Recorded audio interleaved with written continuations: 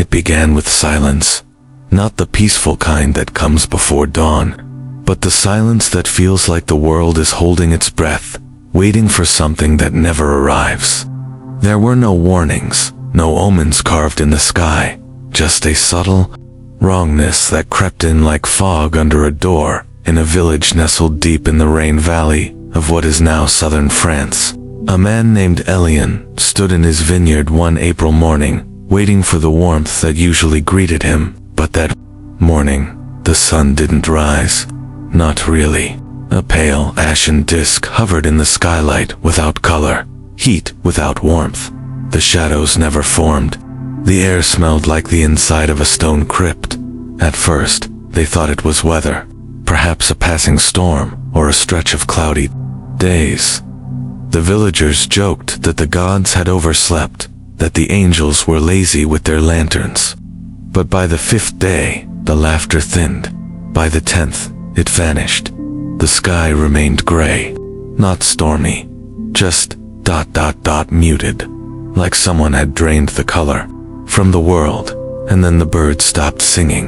It's hard to explain to someone who's never experienced true silence, not the kind you choose, but the kind forced upon you. It claws at your thoughts, making every sound your breath, your heartbeat, the rustle of your sleeve feel deafening.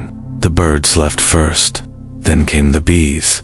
The vineyard, usually humming with life, stood in dead stillness.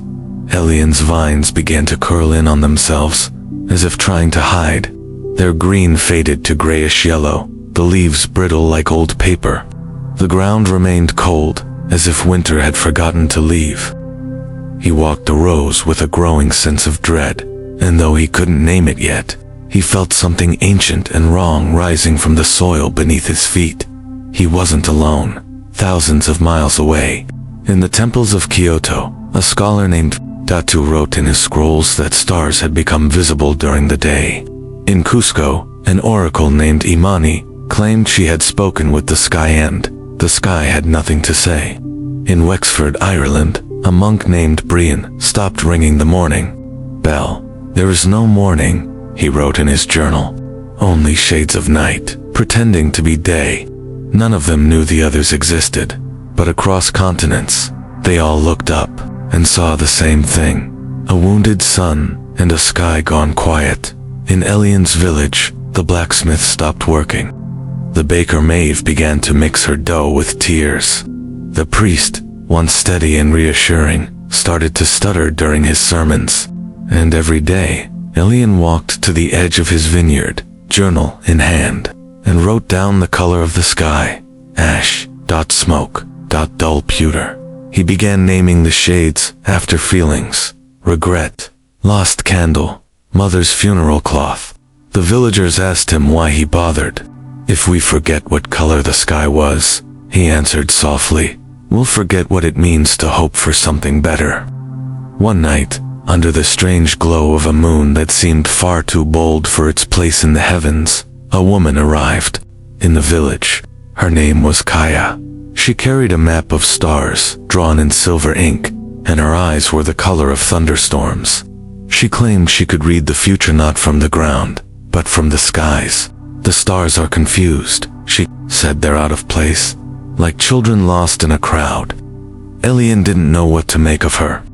But when she spread out her chart and showed constellations now visible at noon, he believed her. She wasn't the only stranger. Over the next weeks, travelers came and went, whispering rumors like ghosts in the fog. One claimed snow had fallen in Carthage in the middle of summer. Another spoke of rivers that had stopped flowing in Oxum. A third, pale and trembling, said that even in Constantinople, the sun gave off no shadows. By midsummer, crops began to fail. The barley didn't rise. The wheat lay limp and sour. In the orchards, fruit withered before ripening. Livestock became jittery. Cows gave no milk. Chickens laid no eggs. And everywhere, there was the quiet hum of fear, low and constant, like the drone of an insect. You can't see, but know is close. People began to blame things. The gods, the stars, a foreign wind, a local widow. The priest spoke of divine punishment. Others spoke of curses. One man blamed his neighbor's goat, swearing it had looked at the sun and blinked twice, a clear omen, he said. But Elian didn't speak. He simply kept walking the vineyard each morning, kept writing in his journal, and listened. It was Kaya who finally said what everyone feared. "This isn't just a season," she whispered. "It's something bigger. The sky has changed." Still, there was no panic. Not yet. Humans are remarkable at pretending everything is normal when it isn't.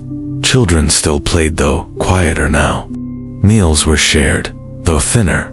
Weddings were held under the gray, and people danced like it might bring back the sun. But in their hearts, they knew something was broken. One morning, Elian found frost on his windowsill in July. That was when the first elder died of the cold. Then another, and another. And when the village buried the third, within the same week, the priest stopped saying it was just an unusually long spring. People began to burn everything: old furniture, winter clothes, even books to stay warm. Maeve gave up baking and started carving suns into wooden spoons, handing them out like prayers. Kaya lit candles made of animal fat and placed them at crossroads. For the sky to find its way back, she said. Elian, now thinner, quieter, walked to the village center and rang the old iron bell. Once, twice. Then he read aloud from his journal, not with fear, but with something close to reverence. "This morning," he said, "the sky was the color of pearl left in the ocean too long.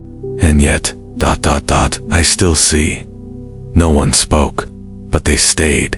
They listened. They listened because in that moment, they realized the sky might not return, but they still could. Through stories, through memory, through each other. And that's when it truly began. Not the darkness, but the remembering. The year 536 didn't start with a bang. It started with a whisper, the kind you can only hear when the world has gone quiet enough to make you listen. And if you're still here, still listening, still watching, it means you've already begun your journey through the strangest year in human memory.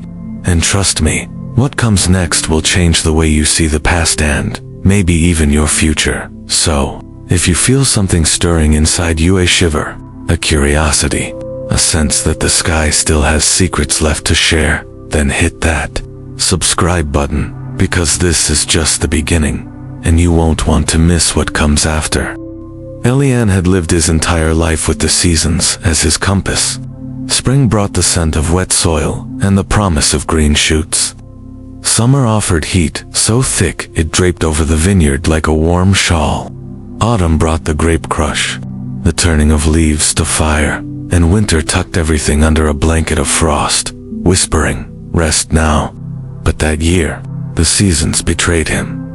By late summer, if you could call it, that the vineyard had not yielded a single grape. The vines had stopped trying, frozen in a state of arrested growth, as if unsure whether they were meant to bloom or wither. The sun had returned only as a suggestion, its light thin and distant, like a lamp flickering on the edge of memory. The days were not bright, but dull. The nights, not restful, but anxious. Time became elastic. Without clear transitions between seasons, people began to lose their grip on the calendar. Some marked time by illnesses, the week of Maeve's cough, or after Audric's fall. Others, like Elian, tried to hold on to fragments of structure. He still rang the morning bell, even though the village had long since stopped depending on it. He wrote the date in his journal each day, even though no one could agree what day it actually was. Kaya, ever the watcher of the stars, noticed the change first. "We've gone off rhythm," she said one evening, unrolling her chart of constellations. "Even the moon's cycles feel off, like it's drifting from the earth, forgetting our tides." Elian nodded, though he didn't fully understand. He didn't need to. The vines had told him long ago. Time, like everything else, was unraveling. Far beyond the Rain Valley, it was the same. In Kyoto, spring blossoms never arrived. In Delhi, Monsoons came weeks late, then all at once, drowning fields that had never even sprouted. In Rome, the Tiber ran low, and then too high, as if drunk and staggering. In Alexandria, desert winds arrived without heat. In Mombasa, fishermen spoke of tides that pulled the sea in strange directions. But Elian didn't know any of that. He only knew that his world no longer followed the rules. He began spending time with Naya, the healer from the mountains, who had come down with her bundles of herbs and thick woven cloaks that smelled like cedar and smoke. Naya had stopped practicing medicine in the traditional sense. There were no medicines for what ailed them now. Instead, she made candles fat, fragrant ones made from beeswax, tallow, pressed flowers, and dried citrus peel, not to cure, she said, lighting one in her hut, but to remember. She gave them to villagers, telling them to light one every time they forgot what season it should be. It doesn't matter if it's winter or spring. Light is still light. It was small, almost silly, but it worked. Families began making rituals out of it. Some would light the candle and sit together in silence, just breathing. Others sang songs about seasons they used to know. Children drew pictures of the sun they'd barely seen round, golden, smiling based only on stories from their parents. These rituals gave the village something they hadn't had in months. Rhythm, Kaya and Naya began holding what they called circles of stillness. People would gather under the cloud-drenched sky and share their memories of spring rain, of summer harvests, of warm nights and green forests. Elian told the story of his first crush beneath a pear tree in full bloom. Maeve described the scent of rising bread in a summer kitchen. Audric spoke of the sound his hammer made in the heat of midday, how the metal used to hiss when dipped into water. The stories were simple, but they shimmered with longing, because when the world forgets its seasons, stories become the only way to remember. One afternoon, a group of children came running to Elian. The sun moved. They cried, tugging his sleeve. And indeed, for a brief moment, a shaft of golden light had broken through the haze and illuminated a patch of wildflowers that hadn't bloomed in months. It lasted only minutes, but it was enough. That night, Elian couldn't sleep. He walked the rows of his vineyard, now more skeletal than ever, and thought about what it meant to live in a world where time was no longer a guide, where nothing could be trusted. Yet, even in that loss, something had begun to emerge, something raw and real. People had stopped saying, "It's just a phase," or "This will pass." They had stopped waiting for normal to return. Instead, they began to build something new from the fragments. Maeve turned her bakery into a kitchen of seasons. Every week, regardless of the weather, she'd bake something to represent what should have been. In Spring Week, she made cakes from dried lavender and honey. In Summer Week, she cooked flatbreads with the last of the olives. Each meal was a kind of mourning, but also a celebration. NYA taught villagers to track time using emotions instead of weather. Was today a hopeful day? She'd ask. Then we'll call it a spring day. Kaya, now partially blind in one eye from an illness she'd fought weeks earlier, began teaching the children to navigate using scent and sound. The world may forget the stars, she told them, but you must never forget each other. And Elian, for the first time since the sun disappeared, started tending to his vineyard, again not to grow grapes, but to repurpose it. He transformed it into a place of remembrance. Each post between the rows held a small ribbon, where villagers could tie messages, drawings, poems. It became a living journal, a sacred archive, not of what was, but of what they chose to carry forward. They called it the Orchard of Time. Through it all, there were days when despair crept in, days when the mist hung heavier, when cold winds bit through even the thickest firs. But there was also something else, a quiet, stubborn resilience. They were not just surviving the lost seasons, they were learning how to live without them. A girl named Celia, now walking, laughing, bright as her name would run through the orchard, reading the messages out loud. This one says, "I miss the smell of rain," she giggled. And this one says, "I kissed her beneath the first leaves." Her voice made the vines tremble. And so it was that in a world where seasons no longer made sense, a small village in the Rain Valley found a new rhythm. Not one guided by the earth, but by memory, ritual, and human connection. They had lost the calendar, but they had not lost themselves. It wasn't just the absence of sunlight that unsettled them anymore. It was something deeper, more elemental, as if the sky itself had started to grieve in its mourning. It released a soundless cry that blanketed the earth in ash. By now, months had passed since Elian had seen a true sunrise. The gray skies no longer surprised anyone. What began as confusion had grown into a slow resignation, and yet, an unspoken sense of dread had taken its place. Something in the air had shifted, again this time not just cold or dim, but heavy. The mist they once called fog began to feel thick like smoke, yet it never came from any fire they could find. Kaya, ever watching the heavens, was the first to say it aloud. "The sky smells of burning," she murmured, standing near the orchard. Of messages, the tips of her fingers smudged with charcoal she used to draw new constellations. But not fire, something older. Around the village, people began coughing. First the children, then the elders, then even Naya herself. The air felt metallic on the tongue, dry and strange. Dust settled on rooftops, overnight fine, gray, gritty. Maeve, brushing a layer from her bakery windowsill, rubbed it between her fingers. "It's not just dirt," she whispered. "It's the sky falling." And in many ways, she was right. In a world centuries ahead, a scientist named Dr. Soren would later dig deep into the polar ice of Greenland, cutting cores that held secrets from this very moment in time. He would find layers of sulfur and ash embedded in the ice, frozen evidence of a cataclysm that had blanketed the planet. But in the year 536, no such tools existed. All Elian and his people had was their senses, their skin, their lungs, their intuition, and all of them were telling the same story. Something terrible had happened. Travelers brought fragmented tales. A man from the northern coast spoke of a distant land where the sea turned red at dusk.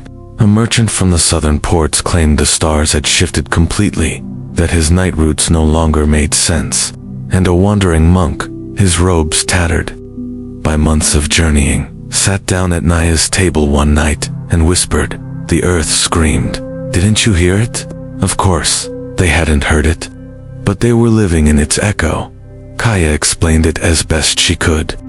She'd once spoken with a desert scholar who theorized that great mountains of fire volcanoes, they were called, could burst with such force they sent the sky itself into mourning.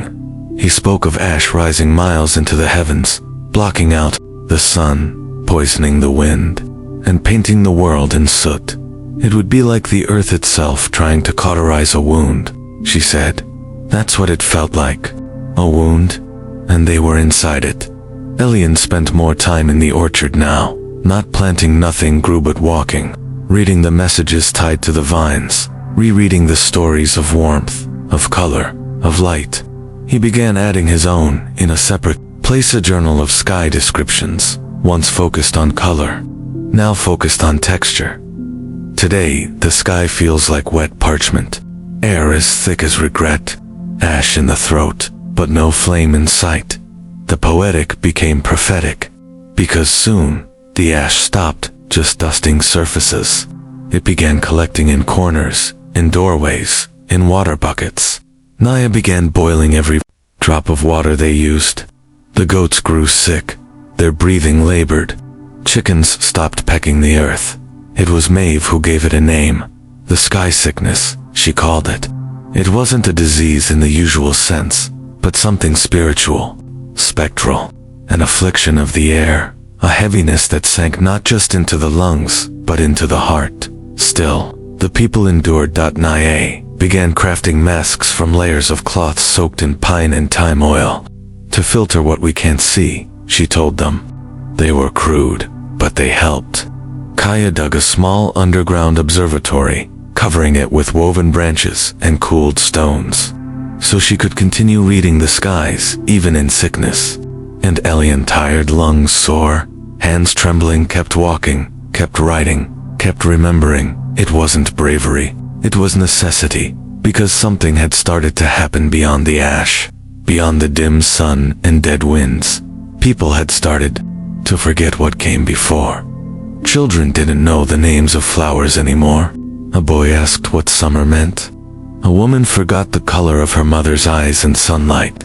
It was terrifying, not because they were dying, but because memory was so. Elian and Kaya and Naya fought back in the only way they could. They created the days of story. Every seventh day, no matter how sick, no matter how dim the light.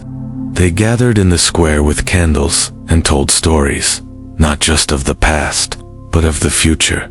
I dreamt of a river warm enough to bathe in, said one man. I saw bees again, whispered a girl.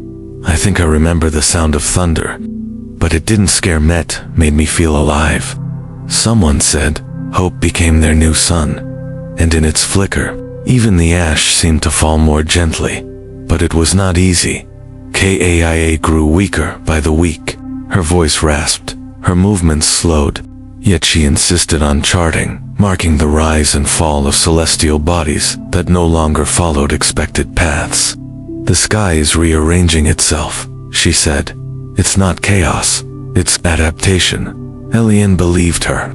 He had begun to see patterns in the ash, streaks of strange color in the clouds at dusk, red, copper blue, silver so pale it felt like a whisper. Nature, even in its disarray, was trying to speak again. Perhaps this was not the end of the world.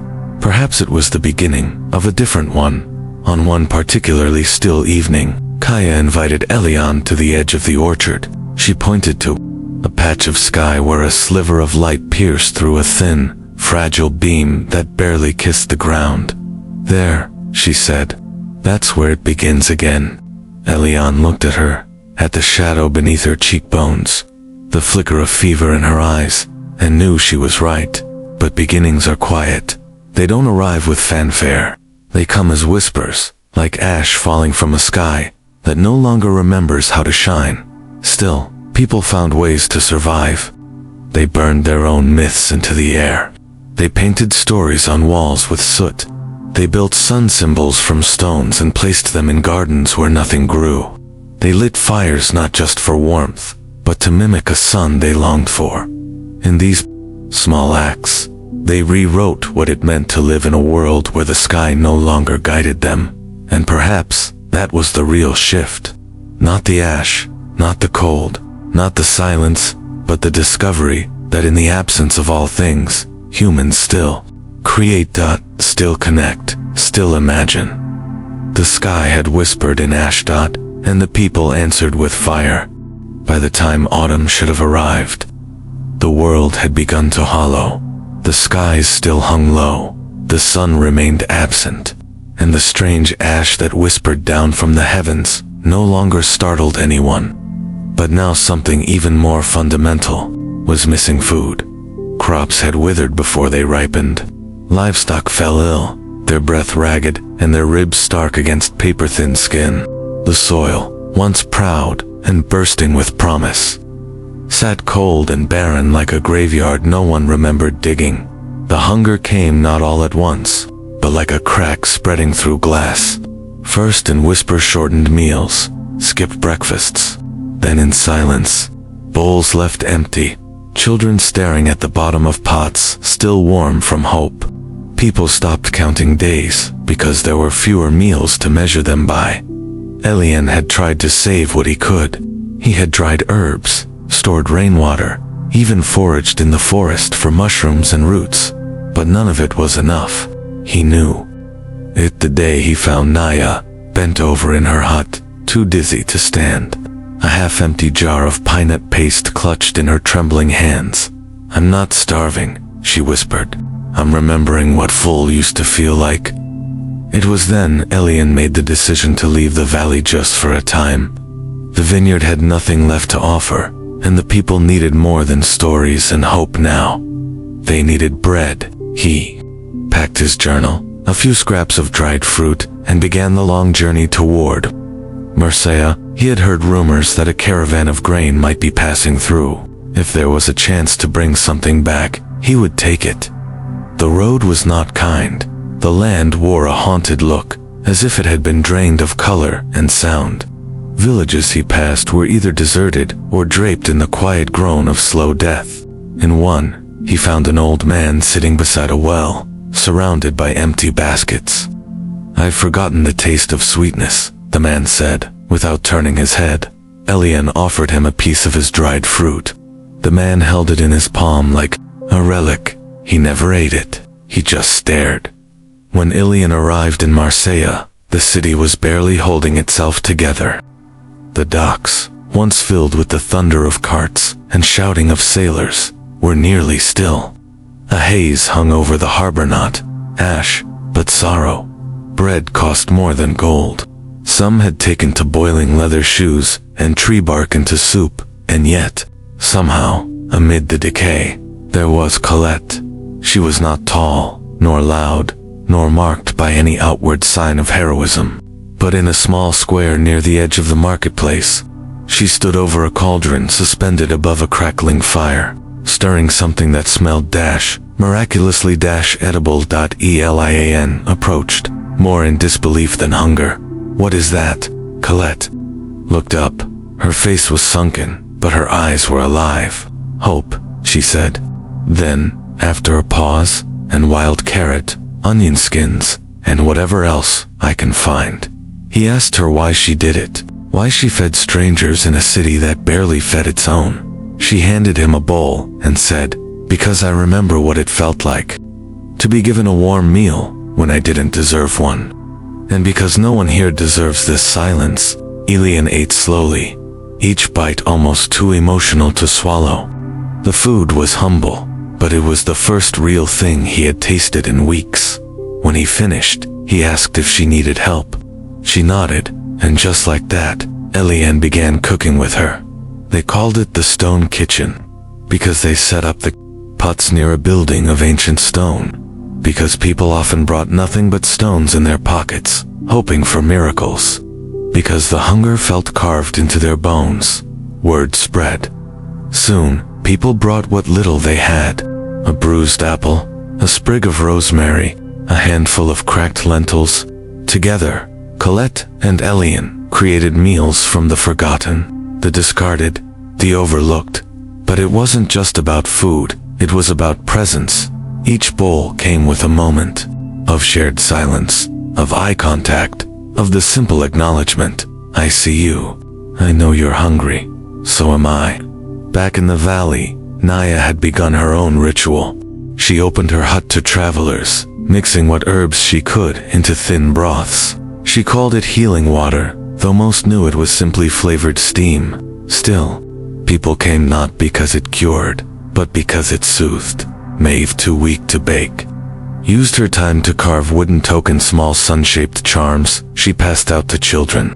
"One day we'll trade these for real bread," she told them. "Until then, keep them close." Even Kaya, who had grown quieter with each passing week, began mapping hunger as if it were a constellation, where people gather to feed each other, she said, tracing invisible lines between villages on the horizon. A new kind of map is forming, a map of mercy. Hunger was everywhere, but so was generosity. A boy named Remy gave up half his only apple to a stranger.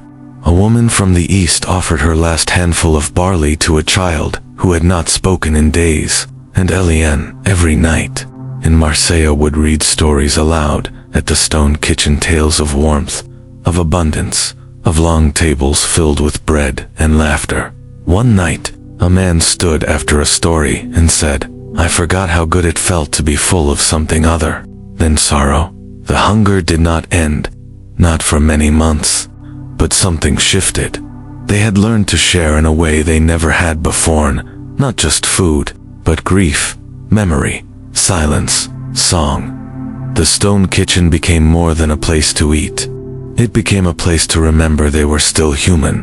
When Elian finally returned to the valley, he brought no caravan, no wagon of grain, but he brought stories, recipes, and a new idea. What if we plant for each other, not just ourselves? He asked. Even if nothing grows yet, what if we prepare the soil as if it will? They began to call it the waiting garden. They planted seeds with no promise. They built benches beside dry beds. They sang planting songs from memory. And when they had nothing to sow, they planted stones. Each one painted with a word: hope, home, together, soon. Solia, now old enough to understand the rumble in her belly, wandered the paths of the waiting garden with a satchel full of Maeve's wooden sons.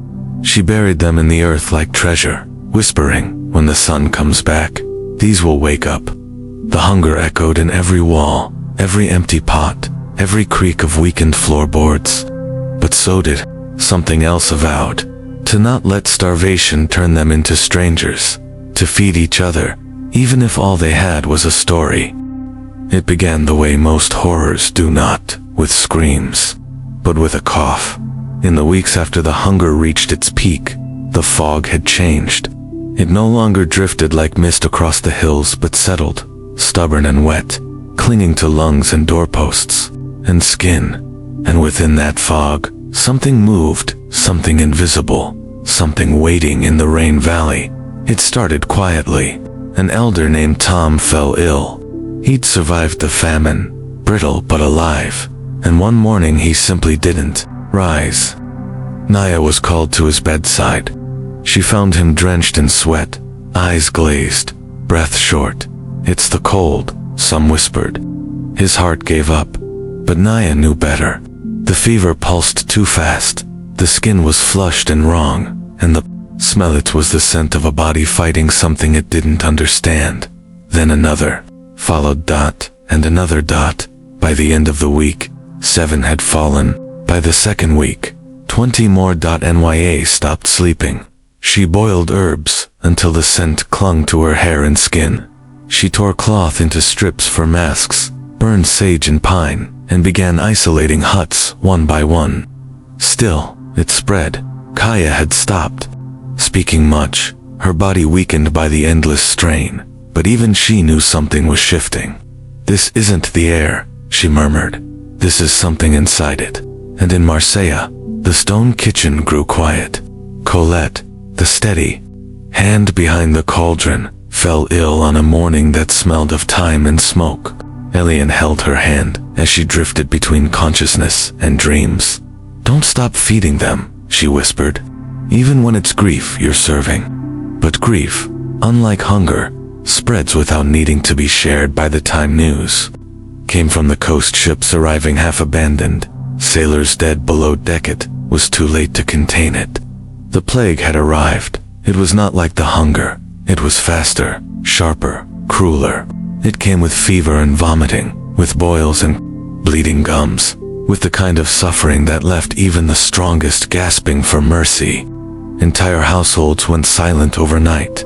Elian had never feared death before, not truly, but watching Maeve grow pale and cold, whispering prayers she barely remembered, cracked something in him. She had carved suns into wood for months, lighting joy in the eyes of children. And now she lay beneath blankets, fighting for breath. Still, the people did not run. They gathered what strength they had, and responded the only way they knew how, with presence. Lucien arrived from the mountains then, a former soldier turned monk, drawn to the valley by whispers of illness. He wore simple robes, and spoke less than most, but his hands were steady, and his eyes carried the stillness of someone who had stood at the edge of death before. He found an abandoned cave on the outskirts of the village, and turned it into a sanctuary, a place not just for healing, but for dignity. Elian helped him carry the sick. Naya brewed what tinctures she could. Kaya lay on a cot near the entrance, too weak to rise, her maps tucked beneath her pillow. Read them, she told Elian. Remind them the stars are still there. And so, each evening, Elian read by candlelight, not just stories now, but names, the names of the lost, the names of the healed, the names of those still fighting. People began to send him scrolls from other villages. Some bore only a single name, others listed entire families. He read them all, slowly, carefully, like sacred texts. It was the names that kept them human, because the plague did more than sicken bodies. It threatened to erase identity, to turn people into numbers. But not here, not in the valley, not in the cave. Every death was marked with ritual, a candle lit, a stone carved, a song sung by Solia, who, though still small, had grown into a voice that carried like light through fog. One night, Naya sat beside Elian, her hands stained with herbs, her eyes rimmed with sleeplessness. "It's not about winning," she said. "We won't beat this, but we can decide what we become while we face it." He nodded, because she was right. And though many died, something unexpected began to grow on in the soil, not in the sky, but between them. Compassion, fierce, unwavering, and luminous. A woman who had once stolen food from her neighbor now tended that same neighbor's fever.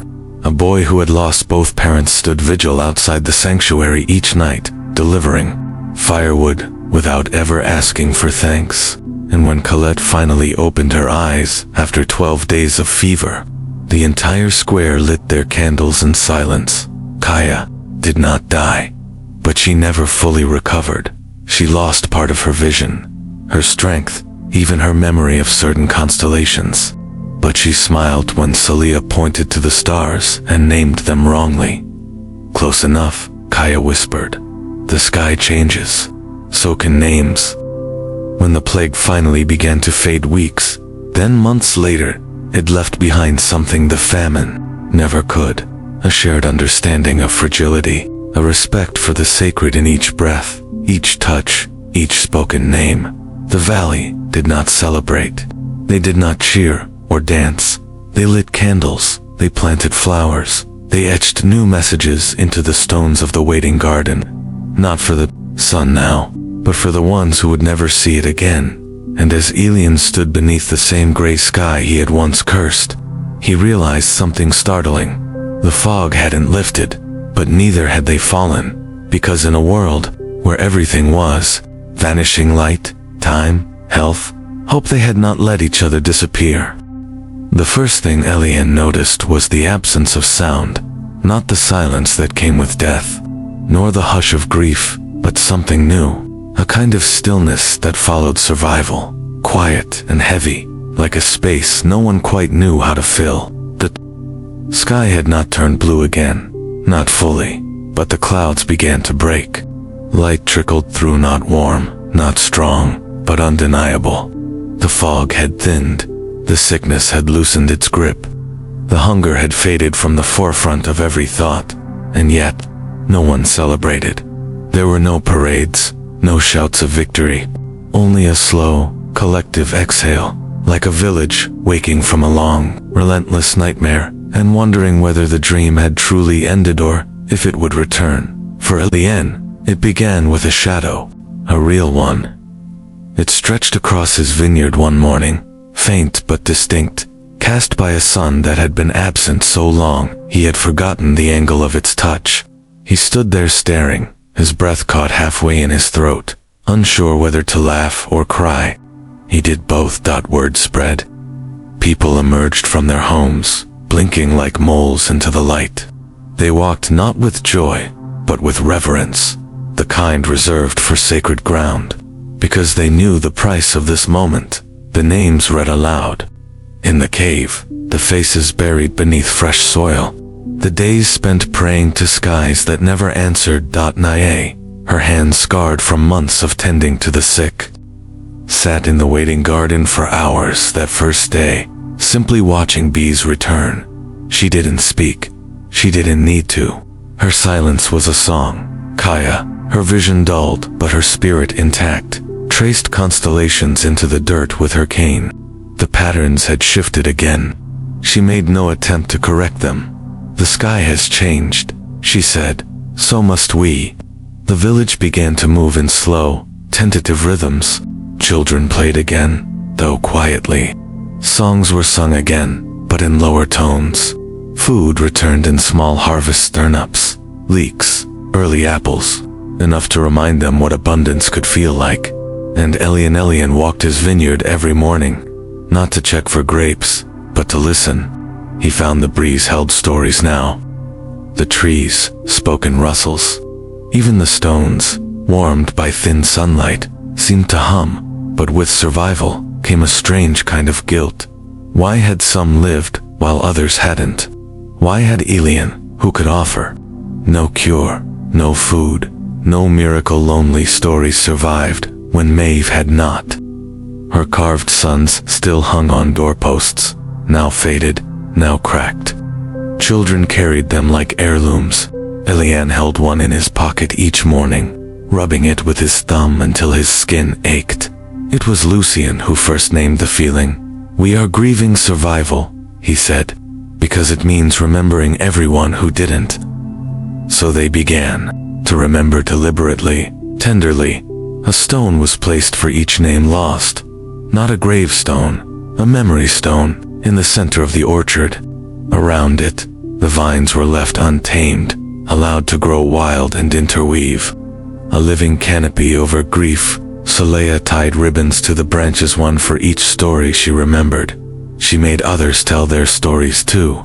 "Tell me about when you were happiest," she'd say. "That way I can keep it for them." It became a ritual. Every week, people gathered in silence, not to mourn again, but to hold space for what could no longer be spoken. The silence was not empty, it was sacred. It was the sound of memory breathing. Then came the festival of return. It wasn't planned. It grew, like everything else, from instinct. Naya placed a basket of lemons early and hard-grown at the center of the square.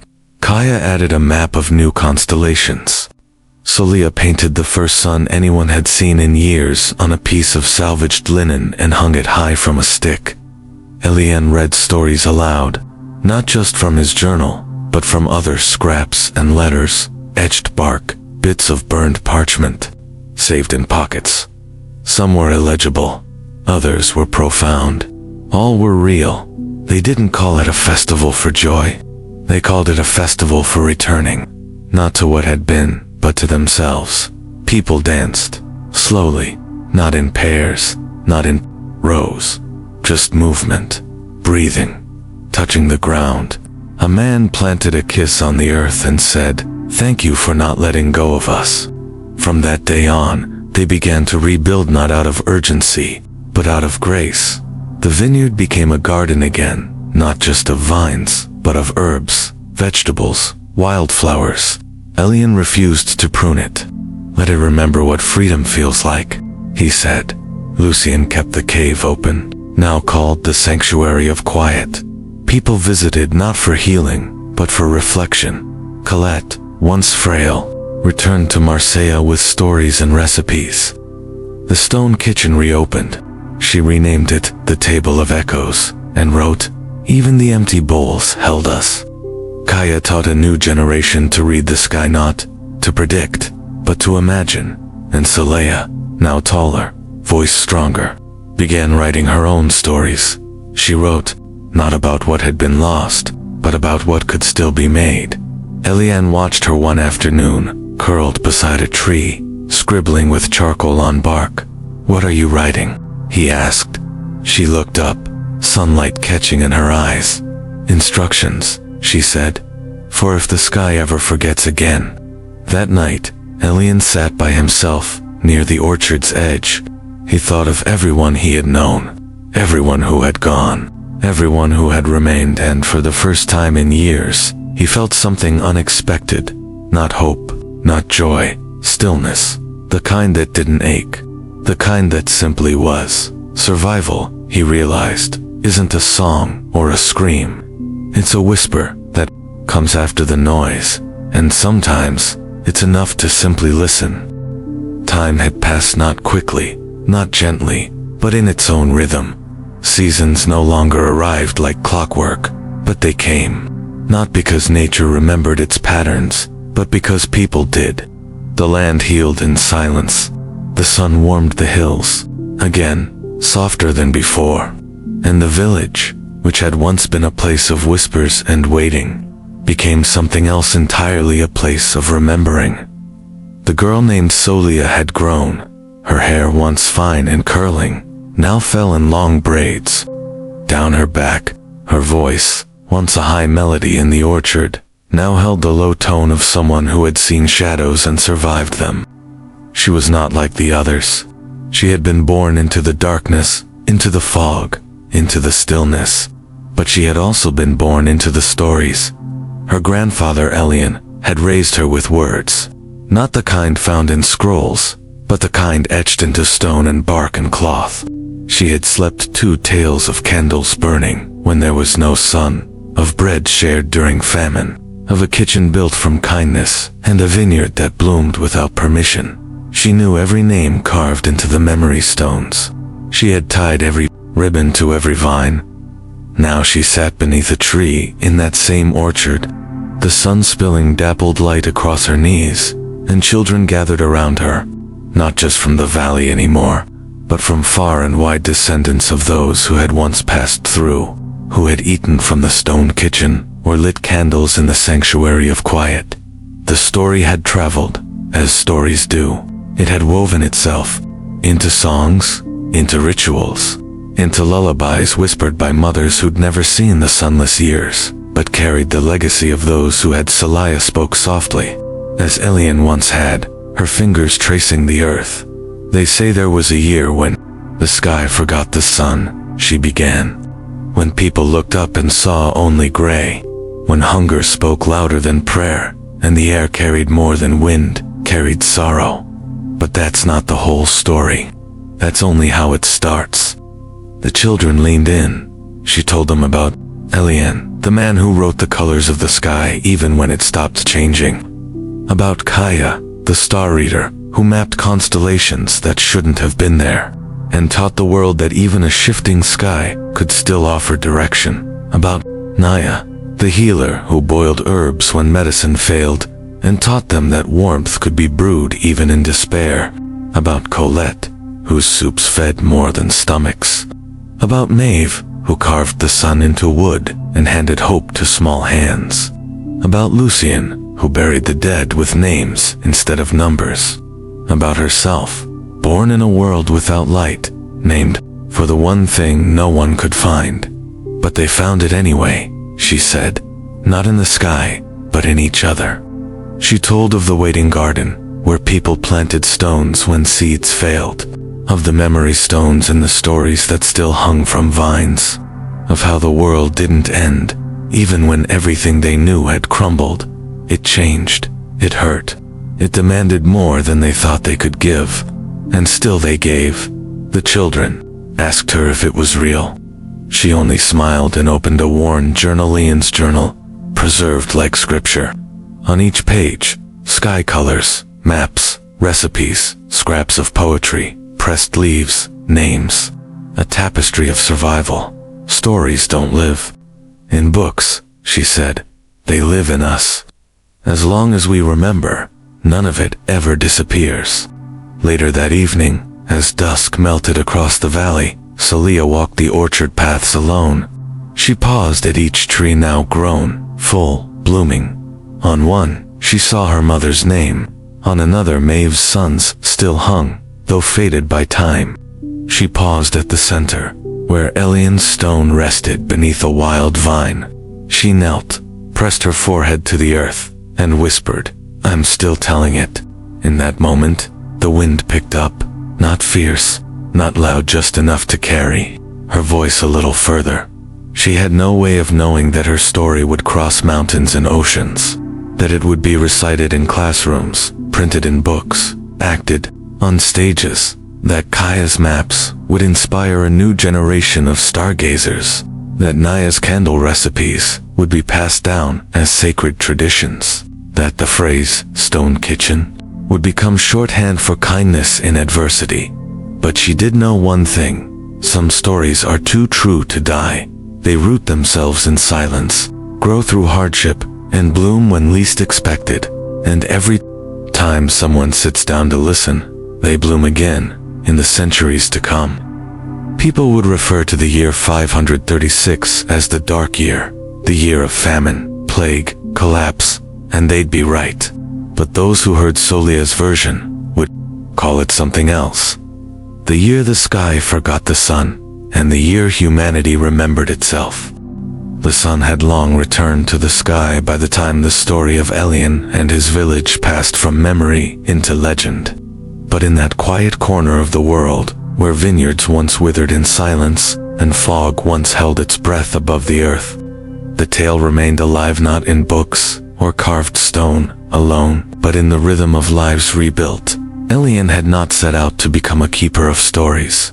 He was a farmer, a man of soil and vine, someone who measured seasons by how grapes sweetened and bees danced. When the sky went dark in the year we now call 536, he didn't seek heroism. He sought understanding, and when the world stopped making sense, when time slipped and hunger clawed and illness fell from the heavens like dust, he did the only thing he knew how to do. He paid attention. He wrote the sky when it changed colors, when it refused to, when the fog carried silence deeper than any words could reach, when birds stopped singing and when children stopped asking questions.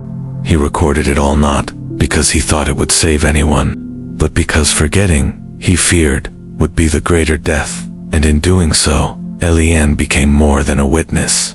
He became the pulse that connected others to their own stories. Kaya, the stargazer, taught them to find order in chaos. She showed them that the heavens could change their patterns and still offer light. Even as her body faltered, her mind mapped the unfamiliar, turning confusion into a kind of compass. She proved that knowledge didn't have to predict the future, it only had to make the present bearable. Nya, the healer, showed the value of care when there were no cures. She taught that healing wasn't always about medicine, was about presence, about touch, about showing up when hope was thin. In a time when despair spread faster than plague, she created sanctuaries out of candlelight and boiled herbs, and let people believe in warmth again. Maeve, with her wooden sons in gentle defiance, reminded them all that symbols matter, that a child carrying a carved ray of sunlight into a dark hut was not just imagination, it was resistance. And when she left this world, she left behind not silence, but brightness, small tokens of belief that the light would come again. Colette, in the chaos of the city, stirred pots that became altars. She taught that feeding someone was never just about food, it was an act of dignity. Her stone kitchen, born from scraps and ash, became a temple where humanity was served one bowl at a time. Lucien, quiet and steady, understood grief like few others. He did not stop death, but he gave it form. In a time when mass loss could have turned people into statistics, he insisted on names. He honored silence without letting it become emptiness. And through him, death became a thread, not an ending, but part of the story's fabric. Solia was the result of all of it. Born in the year the sky forgot the sun, she carried the inheritance of every act of courage, every whisper of belief, every gesture of kindness. Raised in shadow but steeped in stories, she would become the keeper of them all, not by obligation, but by love. She learned that the world would always change, that skies would darken, seasons would stumble, and loss would knock again. But the one thing that could outlast it all was story. In telling her grandfather's tale, she told her own. The lesson of 536 is not in its suffering, though there was plenty. It's in the way people responded to that suffering, in how they turned famine into ritual, how they transformed plague into compassion, how they met silence not with despair, but with a refusal to forget, in how, even when the sky collapsed, they planted seeds in dry earth, trusting that one day some day green would return. The truth is, we are not so different now. We live in a world that shifts beneath our feet, in times of isolation, of uncertainty, of loss that arrives like fog, sudden, quiet, suffocating. We too search for direction when old maps no longer fit. We question whether what we knew of normal was ever stable. And we wrestle with a different kind of darkness, not the absence of light, but the absence of clarity. But if this story teaches us anything, it's this. Survival is not just enduring, it's transforming. When everything falls away, what do we keep? What do we remember? What do we build again, differently, tenderly? In our own dark moments, we can look to Elian and remember to write what matters. To speak, even when no one is listening yet. To name our grief. To gather our people. To tell the stories that give us shape. We can remember Kaya and look up, not to predict, but to wonder. We can carry Naya's warmth and check on those we love, not with solutions, but with presence. We can follow Maeve's lead and create symbols for others to hold on to, teeny offerings of light that say, you're not alone. We can cook like Colette, not gourmet meals, but moments of humanity. We can mourn like Lucian, with reverence and names, and without shame. And like Celia, we can become the memory keepers, the bridge builders, the storytellers of what it means to live through things and still find beauty. So here, now in your world, if you feel lost, if your sky has grown dim, if you wonder whether you will make it through, remember this. Someone once did. Someone sat beneath a gray sky and wrote a story that refused to die. Now it's yours. Carry it, and when your sun returns, tell it forward.